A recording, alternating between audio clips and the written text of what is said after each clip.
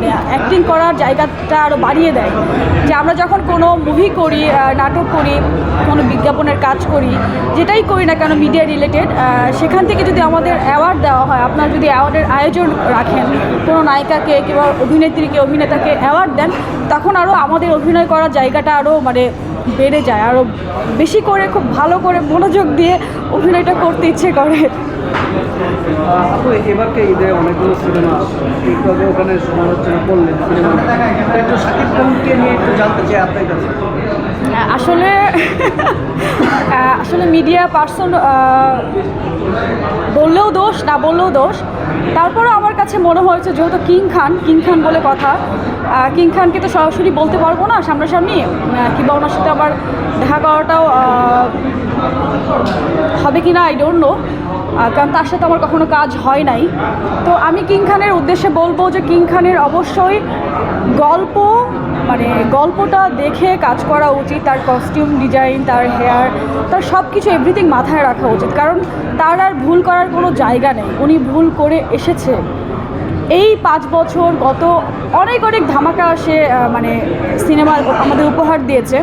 যেমন বরবাদ দিয়ে সে হিট হয়েছে, দুর্দান্ত সিনেমা ছিল। আমি নিজে অ্যাক্টরস কাঁদতে হল থেকে বের হয়েছি। আপনি বলছিলেন যে হচ্ছে গল্প বিষয় এবং অনেক ভুল করেছে, কি জায়গায় ভুল ছিল? আসলে দেখেন, আমি আপনাকে বলি, যখন মানুষ একবার ভুল করে, 2বার ভুল করে, 3বার ভুল করে, আসলে আমি মনে করি পুরো সিনেমাটাই ভুল দিয়ে ভর্তি। আপনি বলছিলেন যে হচ্ছে উনি গল্প চুজ করতে ভুল করেন, গল্প মানে পছন্দ করতে চুজ করতে ভুল করে সেটা বলি নাই, আপনি মানে বুঝতে ভুল করেছেন। আমি বলছি তার গল্প বুঝে শুনে তার কাজ করা উচিত। উনি বলছিল যে সারা বছর একটা সিনেমা করে কিন্তু গল্প ওনার কাছে অনেকগুলো আছে। এটা তো আমাদের অ্যাক্টরসেরই এটা কাম্য যে আমরা বছরে একটা কাজ করব, কিন্তু এই একটা দিয়েই সারা বছর আমরা হিট হয়ে থাকবো, লাইমলাইটে থাকবো। এখন কি বলা উচিত যে তার অবশ্যই তার গল্প দেখে কাজ করা উচিত আমি মনে করি। আর অবশ্যই যারা ফিল্ম মেকিং করে, ফিল্মের ডিরেক্টর, তাদের সাথেই কাজ করা উচিত।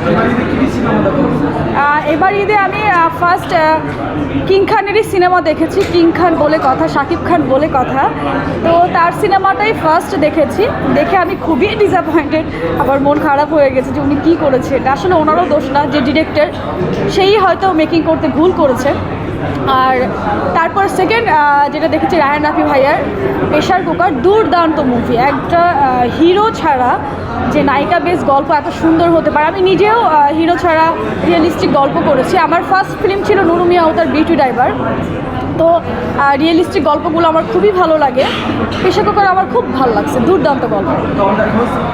দমটা দেখা হয় নাই, তবে আমি সব সিনেমাগুলোই দেখবো এক এক করে। আমি একটু কাজের প্রেশারে আছি, কয়েকদিন আগে একটা কাজ করলাম, তো যার কারণে আমার দেখা হয়, তবে দেখবো, আমি সবগুলোই দেখবো। অবশ্যই আমি তো আমার মিডিয়াতে ঢোকাই হয়েছে সিনেমা দিয়ে। আমার ফার্স্ট ফিল্ম হলো নুরু মিয়া ও তার বিউটি ড্রাইভার। আমি ফিল্মকে কেন ভালোবাসবো। জি, thank you so much. And সাংবাদিক ভাইদের